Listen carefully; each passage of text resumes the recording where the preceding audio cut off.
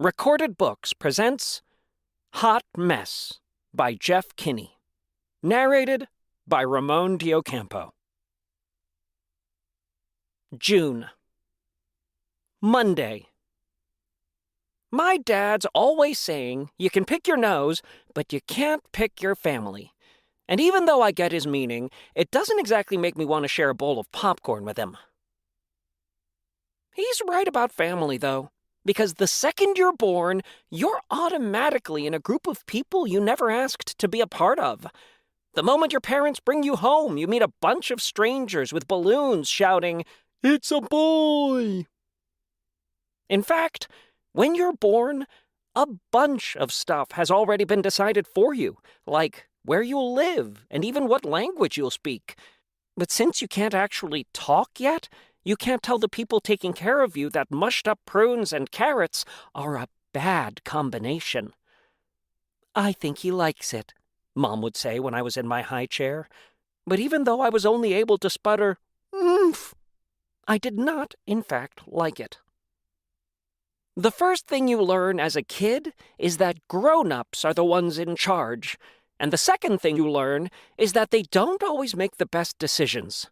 For example, the time they had me sit on the Easter Bunny's lap, even though his costume looked like something out of a horror movie. Then, you find out that the people in charge of you have people who are in charge of them. At least, that's the way it is in my family, where Grandma's the one who calls the shots.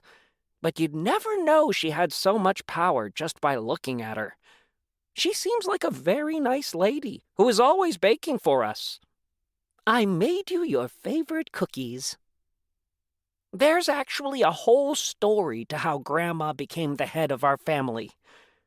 When my great-grandmother Meemaw passed away, someone needed to step up to take her place as our leader. But since Grandma was the youngest of 4 sisters, it didn't look like she'd be the one to take over the family. But then something happened that changed all that. For Easter brunch one year, Grandma made a pot of meatballs, and everyone went crazy for them. Great-Uncle Herman declared that Grandma was the best cook in the family. Everybody else agreed, which I'm sure was hard for her older sisters.